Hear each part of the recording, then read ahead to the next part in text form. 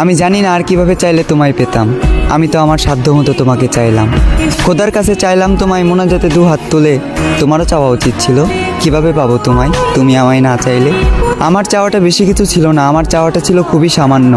চেয়েছিলাম এই জীবনের পথে তোমার হাত ধরেই হাঁটবো, তবে দেখো আজ এই জীবনটাই থেমে আছে তোমার জন্য। এ দু চোখে আগে ছিল প্রেম ভালোবাসা, তবে এখন দুঃখ আর হতাশা।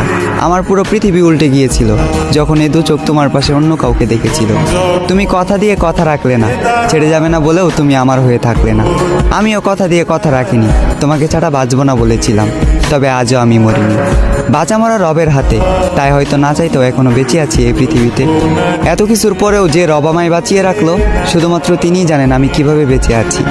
আজ আমি সবার চোখের আড়ালে চোখের পানি মুছি, সবাইকে দেখাই সুস্থতা, মুখে মুচকি হাসি।